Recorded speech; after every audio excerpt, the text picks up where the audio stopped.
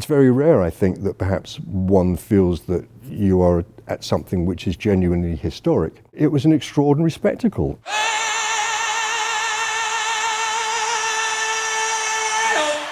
My name's Mick Brown. I'm a feature writer for the Daily Telegraph. I was at Live Aid in July 1985.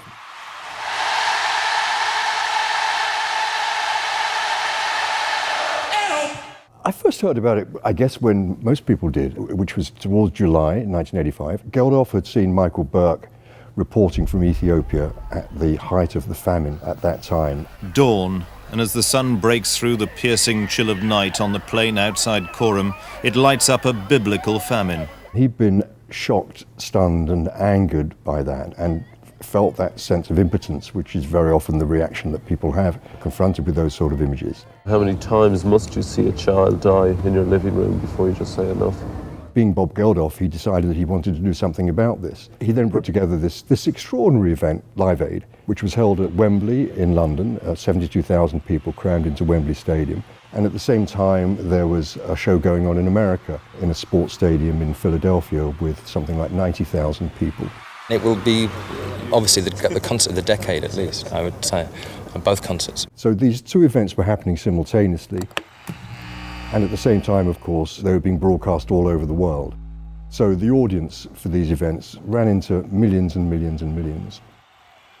I was there as a journalist for the Sunday Times, writing about the event. I arrived early, just to try and soak up the atmosphere and to get a sense of this atmosphere building.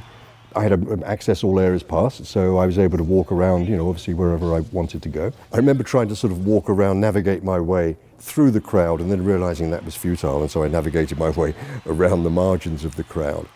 I remember talking to people about where they come from and where they're having fun and all of that usual sort of stuff. I can't remember a single bad thing about it. It was young, happy, people with sort of feather haircuts, the sort of fashions of the day, blouson jackets, lots of pastel colours, lots of t-shirts, lots of flags. I remember there were lots of people waving flags. And just this sort of buzz of excitement and this buzz of anticipation. It was just like an event that would bring together happy people to listen to pop music. On top of that, the top note was this sort of air of joy and not self-congratulation, but this air of joy and this air of sort of how lovely it is to celebrate this moment and to share in this moment together. And that was intoxicating, It felt as if the air was sparkling like champagne in a way. It was very, it was a lovely day.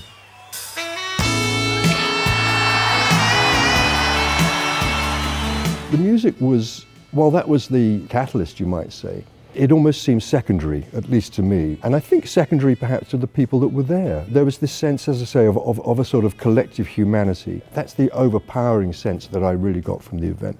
And also, of course, the contradictions in many ways, or the paradoxes, that here were, as you looked across this sea of humanity, young, healthy, comfortable, relatively affluent young people, drawn together in order to help something that was the absolute opposite of that, people dying of starvation in Ethiopia. The brief, as I see it, is to keep people alive. Since 9 a.m. yesterday, this office has taken £1.5 million, 40,000 an hour. The phone calls are extraordinary. I've never been in an operation like it. I mean, the people are fantastic. Watching the Beach Boys playing Good Vibrations on the screen from Philadelphia.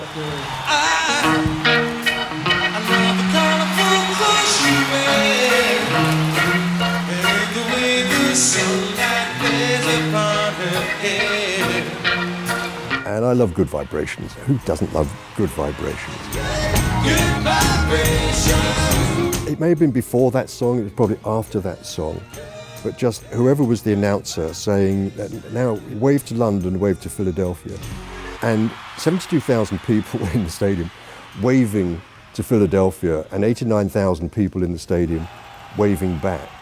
This is in a time, of course, before you could walk down the street talking to your grandmother or grandchild in Australia on a mobile telephone, or, this sense of the world being connected. That struck me really, really forcefully, this sense of, God, how extraordinary is this? We live in an age where I can wave at somebody in Philadelphia and they're waving back to me.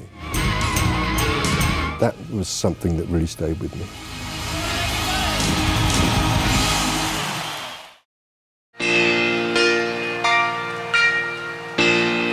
One thing that does stay in my mind musically were Queen.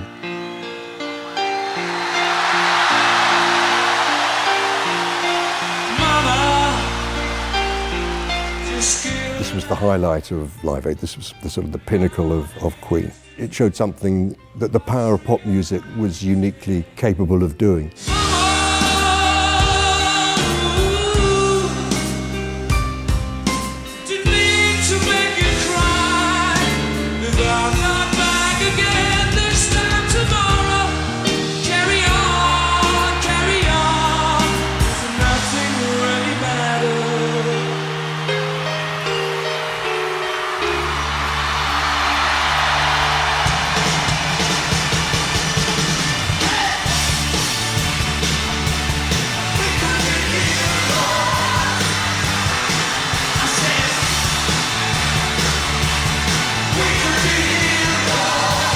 After David Bowie's set, he said, we're going to take a pause now from the music and remind ourselves why we're here. Lest we forget why we're here, I'd like to introduce a video made by CBC Television. The subject speaks for itself. Thank you. Good night. Please send your money in. And they put up a video on the screen, and it was a video shot in Ethiopia from a Canadian television report. And the music that they'd chosen to accompany this to was a song called Drive by the Cars. Who's gonna tell you where it's too late?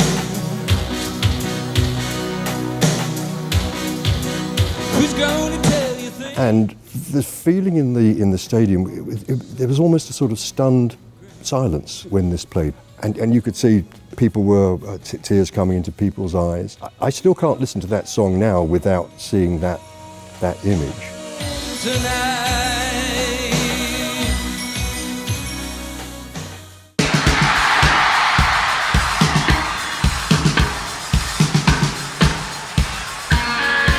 There are two musical moments that stay in the mind, and not at all for the music, actually. One was when U2 were performing, and it was a great set. They were terrific, and if you put a gun to my head and said who were the best act on Live Aid, I'd probably say it was U2. But towards the end of the performance, Bono went to the lip of the stage, and he was pointing down into the audience, into the crush of people at the barrier at the front. And then he jumped down off the stage into that holding area there in the front. And the security guys manhandled this girl out of the audience, and Bono embraced her and just held her in this embrace, and then started doing this slow dance. And it struck me then that here was a girl who'd come from wherever she'd come from, just expecting to have a lovely day out. But the last thing she would have been expecting would be to be embraced by Bono and to be dancing with Bono to an audience of literally millions of people around the world.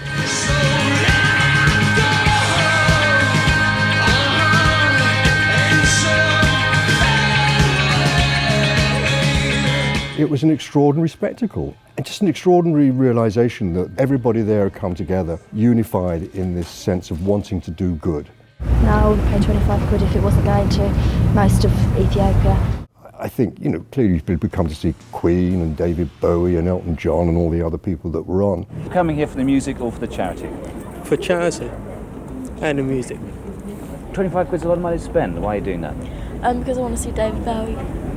It's very rare, I think, that perhaps one feels that you are at something which is genuinely historic. But there was a sense there that this was genuinely historic. It is all these people. I mean, it's making history. The story of Live Aid is that tens of thousands of people were saved, and that it was an extraordinary, unique and amazingly positive thing that happened, and in a way was humanity at its finest.